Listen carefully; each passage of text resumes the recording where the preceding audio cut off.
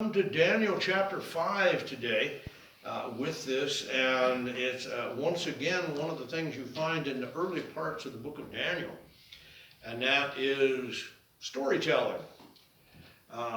Really, we call it historical narrative. But if you've stopped and thought about it at all, what you find in chapter 1 is some kids that are, taken to a foreign land and exposed to a different culture. And then in chapter 2, you find about a king that had a bad dream and they had to decide what the image actually meant of that dream. In chapter 3, you had the well-known story of the fiery furnace. Everybody's ever been exposed to, probably Christian Sunday school is wound up with the whole fiery furnace thing in one form or another. Chapter 4, as we looked at last Lord's Day, it has to do with an encapsulated understanding of how a pagan king got saved. The dictator of the known world at that time and everything that went with that and his testimony in itself. Today we have, segment number 5. Consecutive, yes, but also somewhat separate as far as being understood as a single unit. And that has to do with the handwriting on the wall incident. That many of us are in one form or another familiar with. But the question is, what incurs God's judgment? It's something that you have to realize. In Genesis chapter 6, it tells us that what we call the pre-diluvian period of mankind's history, pre-flood, that mankind was in a really sorry state when it came to his spiritual status. He was evil. His doing was just absolutely grieving the heart of God, and God brought about the judgment of mankind. Okay? We find another one coming yet in the future when you deal with all of mankind, as described in the book of Revelation, where God is going to judge all of mankind once again, everything that goes with that. Chapters 1 to 4. And when you get into and just kind of keep that in the back of your mind with that, what incurs God's judgment. Chapters 1 to 4 deal with the realm of, or the era of Nebuchadnezzar. Okay? All 4 of those incidences in the first 4 chapters directly relate to the time of Nebuchadnezzar's reign. As all flesh does eventually, Nebuchadnezzar died in October of 562 BC, for those of you that are a little bit on the historical bent of things. And following for a handful of years, about 6 years following that, there was the usual intrigue, cultural deterioration, assassinations, military coups, upheaval within the hierarchy of the realm. More or less like Washington, D.C. in an election cycle. But what it wound to do, to just kind of pare all the fat off, it wound to a guy by the name of Nabonidus became king in 556, some 6 years later after all of the other occurrences. Now, what's implied here as a takeaway that we need to consider? What is implied? When progressive deterioration occurs in the life of a nation, then the years of its usefulness in God's plan are drawing to an end.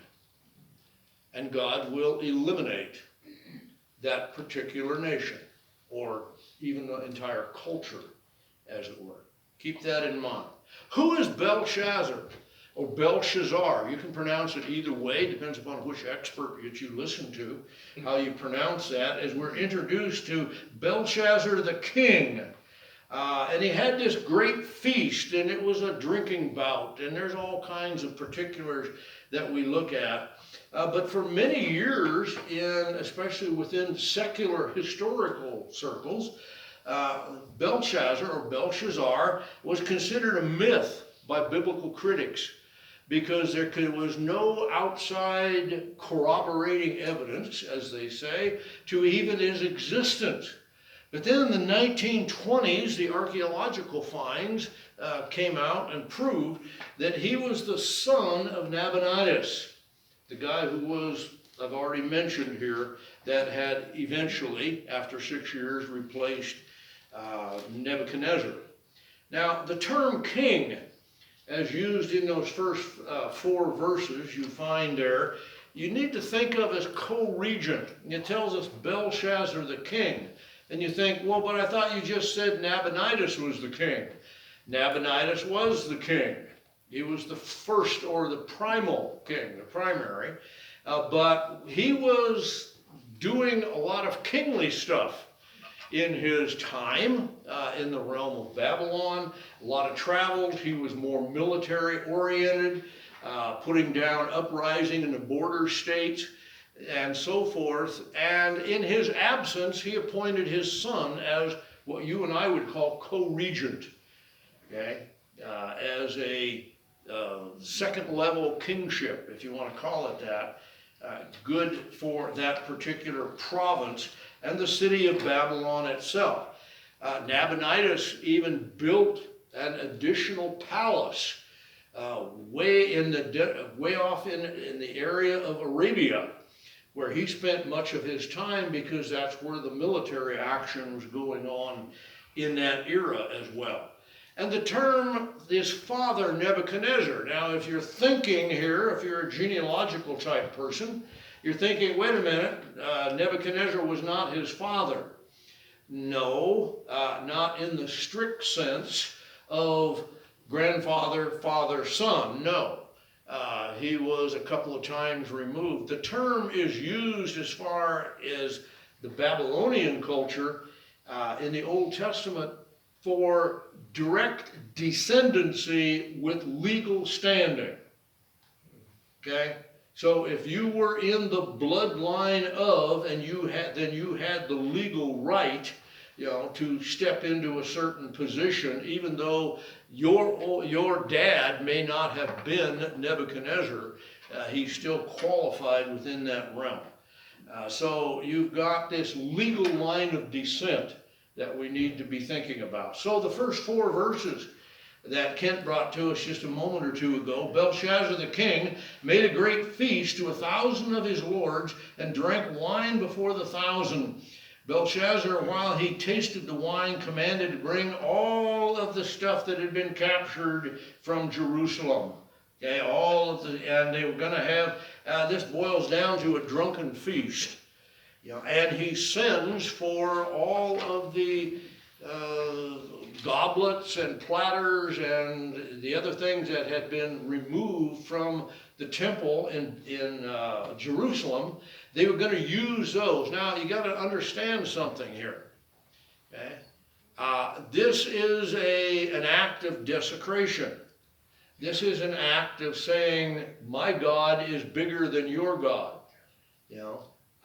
You use these things for worship, you Jews. Okay? We use them to drink wine out of. They're just goblets and bowls.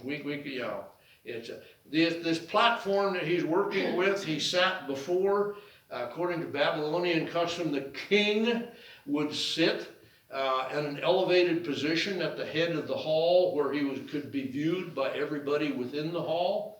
Okay, and he led when he drank. Everybody else drank. Well, you can see where this is going. In no time at all, you have a serious mess going on as far as being inebriated, being drunk out of their gourds and everything that went with it. So they drank wine and praised their own gods, the gods of silver and stone, there in verse 4. Everything that went with it. Okay, that's the setting. Now, what's going on here with the feast? A little bit of historical background, okay, of not only the setting itself, but why. Okay, the city had been surrounded by the Medo-Persian army and had been laid siege to. Okay, the Medo-Persians were on the ascendancy under the deterioration in all areas of the Babylonians from Nebuchadnezzar's time. The Medes had found a good time to strike. They had made military incursions to the point where they actually surrounded the city of Babylon. Okay? Now the problem with that, of course, as we've already seen in our series, is that Babylon itself was pretty much impregnable. It was completely encircled by two walls. The outer wall was so tall and so massive that you could drive two chariots abreast all the way around the top of it. Okay? Now the main problems with laying siege or being laid siege to, you have two basic issues: food, water. Okay? According to historians, Babylon had, under Nebuchadnezzar, had laid aside 20 years of food supplies inside the city, just in case there was ever going to be a siege, and they had built the city over the top of the Euphrates River. The Euphrates River actually ran underneath, had these giant sluice gates, that extended all the way down, and it was, I don't know what it is there, 25, 30 feet deep, whatever it is, and everything that goes with it. So they had, they were pretty well considered impregnable. And this upstart puppy of a city king here, or Belshazzar, he figures, I'm going to thumb my nose at the Medo-Persian army. That was the Medes, the older group, and the Persians, where there was the two parts, younger, older, more powerful, less powerful. It was a merging of military might under that particular rule. So this hall that he is dealing with here, archaeologists have discovered and unearthed a hall in the palace. It's 165 feet long and 55 feet wide. And you can easily seat 1,000 people in something that's that big. Okay? So you've got all of that goes with it. King Cyrus, who was the commander of the Medo-Persian army, had fought their way victoriously across the land and were now encircling. And they had kind of gathered much of their troop at the ingress and egress of the Euphrates River, to making sure that people didn't try to escape and so on and so forth. And interestingly enough, by the time of the feast, historians believe that the army had been there for at least 4 months by the time that this drinking, feasting thing, took place. The temple values, now remember, or the temple vessels, remember that the Marduk, that's what we call him, was the chief god of the Babylonian pagan religions. And if you remember last week, Nebuchadnezzar's confession said that the Hebrew God was the most high God and superior to all other gods. And it was the God of Israel, who was sovereign in the affairs of men, and him only deserved the worship, and he was everlasting. Go back and read the last part of chapter 4. So when Belshazzar comes by, he is definitely taking a different viewpoint. He's reverting, if you want to call it that, back to the pagan worship system of the Babylonians. After Grandpa Nebuchadnezzar had confessed and testified of God's greatness, now under Belshazzar you have a completely different approach. You really do. Okay? Now the thing is, I'll just jump ahead and it's kind of spoiler alert, as they say. Verse 22 says that Belshazzar knew the history of not only the things that had been taken out of the temple in Jerusalem that he was drinking out of, he also knew the history of Nebuchadnezzar and the testimony and Nebuchadnezzar's reign and so forth, okay? So all of that and more. And in effect, he's desecrating the vessels and holding the surrounding army in contempt. He is thumbing his nose at Israel, and he's thumbing his nose at the Medo-Persian army all at the same time, while he throws this grand event for the 1,000 nobles and everything that goes with it. Can I just give you another takeaway? This pretty clearly portrays the arrogance of human might and rule, doesn't it? I mean, when you thumb your nose, with these events in mind. But the thing is God, in a moment, can destroy by whatever means he chooses. He can take down a world dictator's rule. He can set kings up and take kings down. If he simply chooses to delay that in a fallen culture, that's part of his sovereign right to choose to do so. It's his plan and his time frame as well.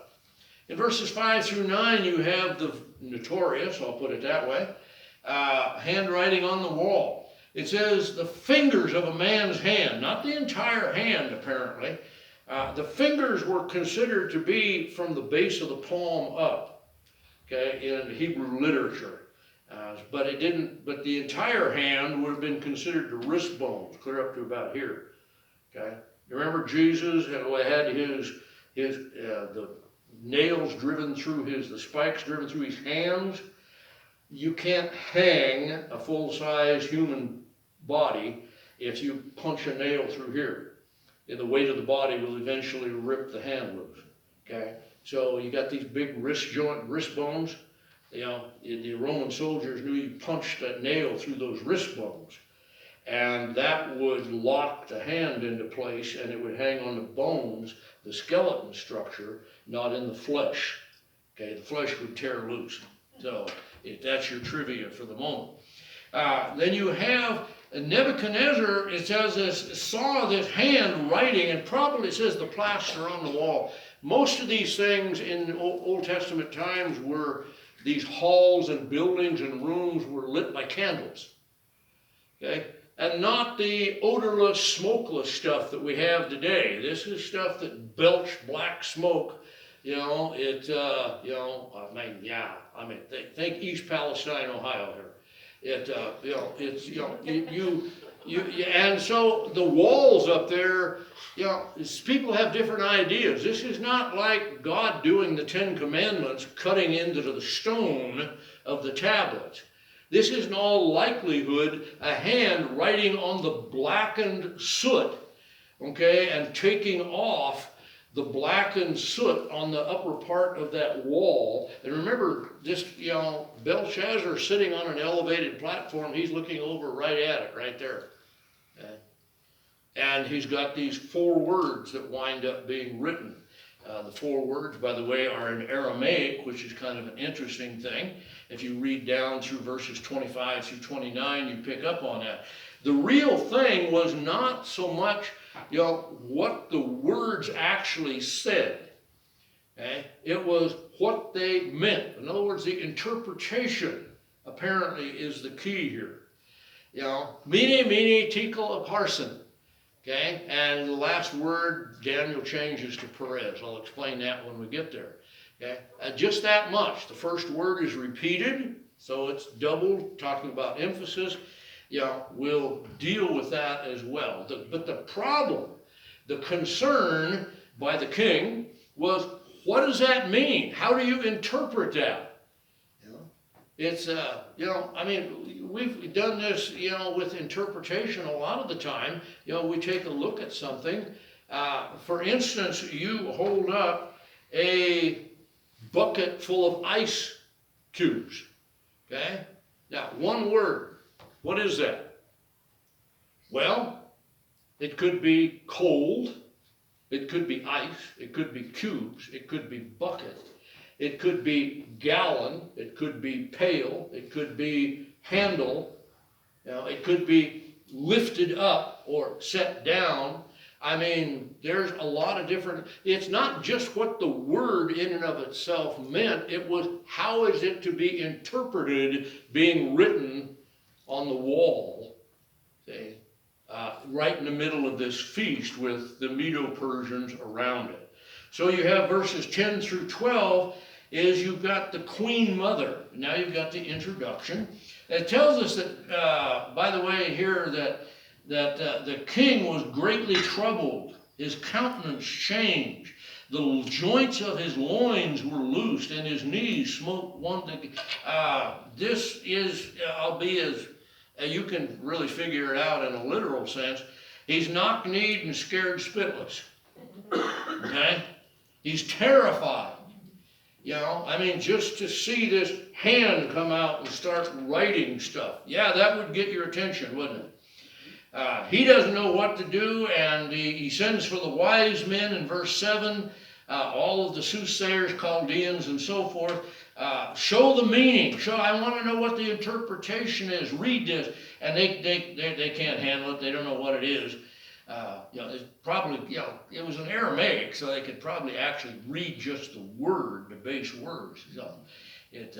So he says, the queen, in verse 10, by reason of the words of the king and the lords, came into the banquet house, and the king spoke and said, O king, or the queen spoke and said, O king, live forever. Let not your thoughts trouble you, nor your countenance. He said, I'm going to tell you about Daniel. He says, there is a man in the kingdom that can do this. He says, you need to send for him. He's got an excellent spirit, knowledge, understanding of interpreting of dreams, showing, verse 12, of hard sentences, dissolving of doubts. He said, the king Belshazzar, he said, they named him Belshazzar, or Belshazzar. You can pronounce it either way, once again. That was the Babylonian name given to Daniel. Let him be called. He says, and verse 11 says, remember when Nebuchadnezzar was king? He had Daniel working for him, interpreting dreams. In fact, he was the governor of the Babylonian province and so forth, which brings you to mind is, where is Daniel? Why wasn't he there with all of those, big shot people at the feast and everything? He's probably retired. No, seriously. By this time, he's either off serving somewhere else, or he's stepped out of public service, or he's been removed from office, because obviously he's a Jew, and the new king doesn't particularly like Jews, because, let's face it, you don't desecrate the vessels of the Jewish religion if you have any fondness for the Israelite God. Okay, it's just that how to look at it. Probably very well for at least since the death, probably or shortly thereafter, of Nebuchadnezzar, and this is years down the road again by the time this happens. This is 539 BC. So you've got a period.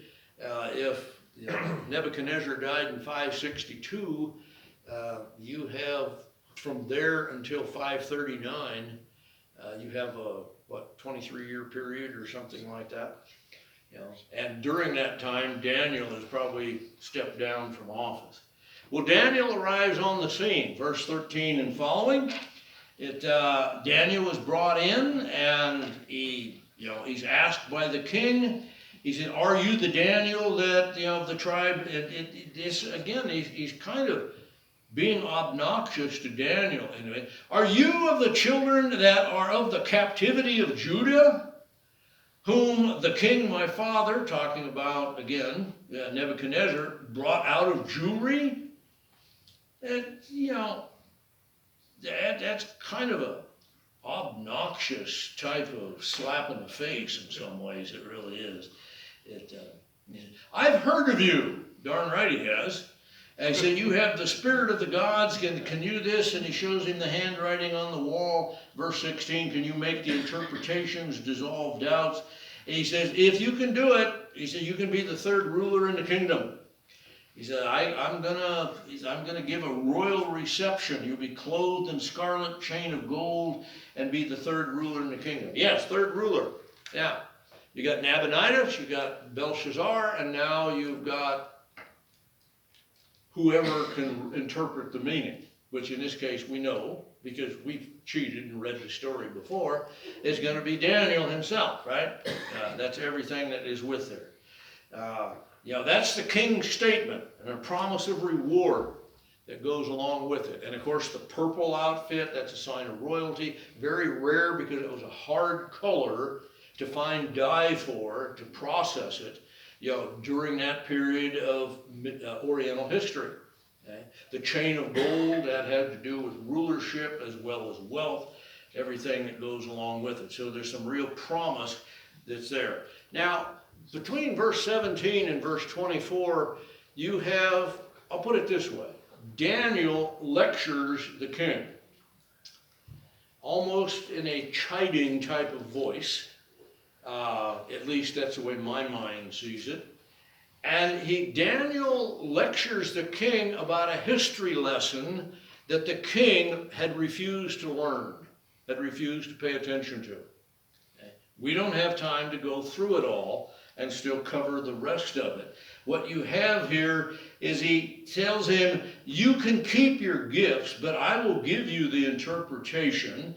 And he says, the Most High God gave, in verse 18, gave Nebuchadnezzar, your father, again with that legal descent line, a kingdom, majesty, glory, and honor. And he says, for the majesty he gave him that the whole world would benefit. But when his heart got lifted up from pride, God removed his sanity. And for 7 years, he ran around with the donkeys, out in an enclosure, didn't have the sense to come in out of the rain. Again, covered all that last week. Is verse 22. You, his son, O Belshazzar, you have not humbled your heart, though you knew all this. Kind of hard to feel sorry for this guy, this is not ignorance here. This is not somebody that didn't know any better when he went out and got the Jewish vessels and had all of his friends, nobles, concubines, and etc. drinking wine out of them. No, not a bit. You, verse 23, you've lifted up yourself against the Lord of heaven. He said, you've brought all the vessels from the house. And you've had all of these people drinking them, desecrating them. You've got pagans drinking out of dedicated Jewish temple vessels. My goodness sakes. Okay? You haven't glorified God in any way, shape, or form, and you knew all of the history of it. He said, verse 24, then was the part of the hand sent from him, and this was the writing. So now you actually get down, after this history lesson, the handwriting and its explanation. We'll read this part, verse 25. This is the writing that was written. Mene, mene, tekel, upharsin. This is the interpretation of the thing. Mene, God hath numbered your kingdom and finished it. Tekel, you have found or weighed into balances and found lacking. And Perez, he changes that word. I'll explain that. Thy kingdom is divided and given to the Medes and the Persians. Okay? All right, we'll stop right there and deal with this part in itself. Okay? Mene. It means that you have been evaluated. Okay? You have been stood in front of an evaluation committee. People have vetted you and checked you out. In this case, it is God who is doing the examination, and it's repeated twice. That emphasizes the certainty of it. Okay? When we say, you really better pay attention to me. Okay? You're emphasizing the need, aren't you, for doing that? We do that a lot. He says, you have been evaluated as far as your good points and your bad points, your strengths and your weaknesses, your righteousness and your unrighteousness. Okay? It's an evaluation process that has been done. It's been done doubly because to emphasize its certainty. Now, you can count on it. Tekel means that the volume of your kingdom has been put on a set of scales. It's kind of like, we all, just think of a regular bean type scale, and over here, you have the evaluation of your kingdom Okay? But the thing over here is God's valuation, and it goes, it just slams down on the one side and bottoms out. Okay? You might think that you're a big shot with a big shot kingdom, but according to the scales of righteousness, the scales of eternity, so to speak, God's scales himself, you have been a complete failure. You haven't produced anything of value at all. Nebuchadnezzar, he was something different. You know, he repented. He proclaimed the Most High God as the supreme and sovereign God of the universe. You're showing despite, you know, to the very vessels of the Most High God by having anybody and everybody drink out of it. Okay, upharsin. This is the actual judgment of the thing. Okay, this is where the hammer actually comes down here. It means your kingdom is taken from you and divided amongst your enemies. And again, the Medo-Persian Empire, the kingdom. By the way, if you're paying attention, you've all got that little four-colored outline thing of the image of chapter 2 in the back of your Bible. The Medo-Persian Empire is the chest of silver. Yeah, there's some more of them out there if you can't find one, because you're going to be needing them in the weeks ahead as well. Okay? Your kingdom is divided and taken from you. That's the actual judgment itself. It's going to be handed to your enemies. Now, Perez, it doesn't look like it in the English. Perez is almost the identical word for upharsin. The word upharsin is simply a different way of spelling Perez. I know it doesn't look like it to us, but you're talking about the Hebrew language here, and Hebrew doesn't look like anything except drunk chicken scratches. Okay, I mean, it is really an awkward language to try to figure out. The alphabet's a nightmare. Upharsin, the U on the front is a conjunction. In this case, it's and. Okay? Mene, tekel, and judgment. You have been examined, weighed in the balance, and the judgment, you are now going to lose your kingdom. Okay? That's the and. So that kind of gives you the idea of what's looking at. Okay? This was specific, wasn't it? Because the Medo-Persians, they were going to divide up the kingdom and give to the two parts of the new kingdom that was there. Numbered, weighed, and divided. I would just point out to you as a takeaway here again, it is God's standard of judgment that matters. It's God's judgment that will be the final word in the affairs of men. It doesn't make any difference how impregnable your situation or circumstances may appear to be within the realm of mankind's might. Not going to happen. Okay? God is the one that can set it up and take it down, and chooses to do so. Okay? Daniel is rewarded, verse 29.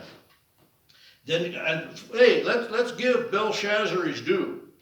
He does follow through and rewards Daniel because of his ability to interpret this handwriting. Doesn't last for long.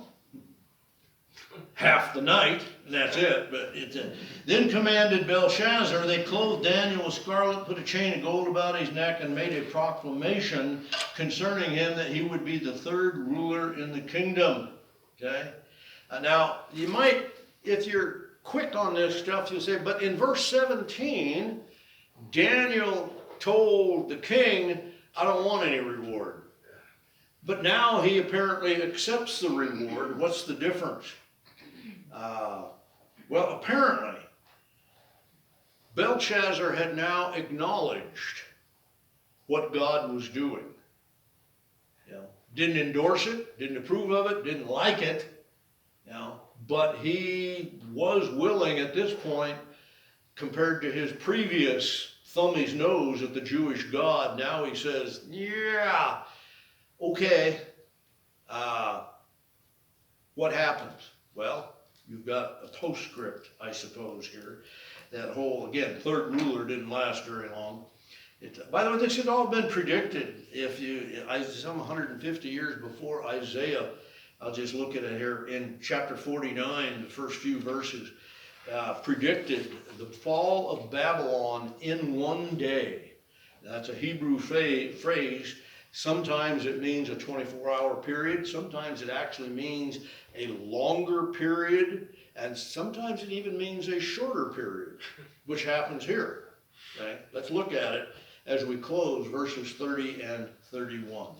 In that night was Belshazzar, the king of the Chaldeans, slain. And Darius, the Median, took the kingdom, and being about 62 years old at the time. This is 539 BC. Okay, this goes on. By the way, Darius, jumping to that point, we'll talk about a little more next week. Darius was a Mede. The term Darius is not a name. You look back through secular historical records, you'll never find a king named Darius. Okay? There was Cyrus, and there was a couple of other guys, including the guy that was actually here. You got to come back next week if you want to know the whole story. The whole Darius thing, most of you will pronounce it Darius. That's a Americanized way of saying the Oriental Darius. But again, you can do it any way you want. I know who you're talking about. It means holder of the scepter. It's not a name, it's a title. Okay, so just kind of remember that as well. Now, just a little bit more of history. How was that city, that impregnable city, captured? Some of you probably have already been exposed to this. Okay? Weeks and weeks before, Darius had gone upstream out of sight of the city of Babylon and had began a diversion canal that was going to dump the Euphrates River into a dry lake bed. Okay? And I can only imagine, with a little bit of hydrology understanding, that probably just about the time the sun went down, they slammed the door shut on the Euphrates River and diverted the majority of the river into that holding pond. Okay? And over a period of the next few hours, while the king was holding his drunken feast, celebrating the impregnable aspects of his city, the level of the river went down until it dropped underneath the level of the sluice gates, okay, that were guarding where the river came in and came out. And when it got low enough, the armies of the Medo-Persian Empire marched right underneath the sluice gate. By the way, the walls, according to historians, weren't even being guarded per se, simply because the city was considered to be impregnable. So most of the soldiers in the city weren't even on duty. The army marched right underneath, and if you want to summarize it, took the city without firing a shot. I mean, they hacked Belshazzar to death there in the throne. According to history, he drew his sword at the head of that banquet hall, and fought uselessly, briefly, until he was killed. So you get the idea in his own dining hall. So in less than a day, they just marched underneath the sluice gates right into the city. It cleaned the mud off so they wouldn't dirty the floors in the palace, of course, and took over the whole city. Just boom, taken care of. Okay? So much for impregnable. We always have a tendency to view things through human eyes, don't we? We build it up and we take a look at it and we say, ta-da, everything is just right. And then one of our so-called friends comes by and says, what about that? And he goes, oh, hadn't thought of that. That's kind of what God did here. Mankind, the most powerful man on the face of the earth at that time, considered himself unassailable. And God said, I got news for you. No, I can take you down. Yeah. You know that image in chapter 2, the head of gold was the Babylonian Empire. And Daniel specifically told Nebuchadnezzar, you are that head. You know, when he was the king of that empire. Now, what do you have? You have the chest of silver. The Medo-Persian Empire has now replaced, with Cyrus being the head of that empire at that point in time, has replaced, you know, the head of gold. More on that as we unfold the book of Daniel. The takeaway is obvious, I think. There is no king and there is no nation that will not fall when God determines the time for it to do so. When God says you've served your purpose, you're done. Okay? You know, in an individual perspective, Psalm 90 tells us that the man's days are numbered by the Lord. It's a very much of a parallel situation. When your days are done, you're done. You know, I mean, you can utilize all different kinds of resources to thwart the numbering of your days in God's sight. It's not going to do you any good. You know, you need to do what's right. You need to live sovereignly. You need to live wisely and all that. But, you know, hey, you know, when God says time's up, whether it's individually or nationally, then time's up. You know, doesn't make any difference. Another 15 minutes. Now, I warned you guys, another 15 minutes. That's all it is. Yeah. All right. Now, the point is that God is sovereign. Big emphasis on is. Right now, just as right then, God is sovereign, and he will have his plan move forward to completion. You know, we can build big cities with big walls, with big chariots and big armies. You remember the problem that David got into when he went out and numbered his horses and his chariots? Yeah, look it up sometime. I won't even tell you where it is. What happens? Well, if again, in chapter 4, when Daniel talked to Nebuchadnezzar, he said, these things occur so that the living may know that the Most High God rules in the kingdoms of men, and he gives it to whomsoever he chooses and sets up over it even the basest of men. God has a plan and a purpose. You and I need to rejoice that God is sovereign, you know, regardless of what a nation's leadership may or may not choose to do. God's still in control. He's still on the throne. It may be a mess in the meantime for us, but God's not going to lose. We're on the right side. Let's pray. Father, thank you for this time as we rejoice in your sovereignty, that we can see just illustration after illustration in the book of Daniel about how you accomplish your sovereign will in the affairs of men. Thank you, Father, for this time here in this handwriting on the wall, that we might enjoy it even further. In Christ's name, amen. Stephen?